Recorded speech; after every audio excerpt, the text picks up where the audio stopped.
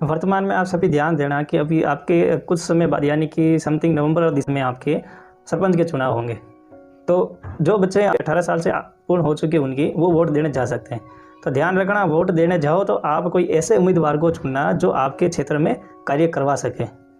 उसमें आपके पास में ये अधिकार भी होता है जनता के पास में कि आप सरपंच चुन चुके हो, तो चुनने के बाद अगर वो सरपंच के पद पे बैठ गया और सरपंच बन गया है, तो सरपंच बनने के बाद में अगर वो आपके ग्राम पंचायत में कार्य नहीं करवा रहा है, अच्छे से कार्य नहीं करवा रहा है, तो आपको ये अधिकार है कि 1 वर्ष के बाद में उसको वापिस पद से हटा सकते हो। उससे पद से हटाने के बाद में वापिस चुनाव होते हैं, ठीक है, चुनाव होंगे और उसके बाद में नया सरपंच बनेगा। जो नया सरपंच जो बनेगा वो फिर आगे के जो कार्यकाल बचा हुआ है उसमें उस तक रहेगा। यानी कि 1 साल के बाद में अगर आपने किसी सरपंच को पद से हटा दिया या हट गया है, तो जो बाकी के जो 4 साल बचे हैं, जो सरपंच नया बन के आएगा वो 4 साल तक रहेगा। तो याद रखना, आप अगर जो बच्चा 18 वर्ष पूर्ण कर चुका है तो अपनी वोटर ID बना लेना। और इस समय आप फिर बाद में इसके बाद में चर्चा करते हैं जो ग्राम पंचायतें कितने स्तर पर होती है, स्थानीय शासन के तहत चलती हैं, इसके अंदर कितने आते हैं, जो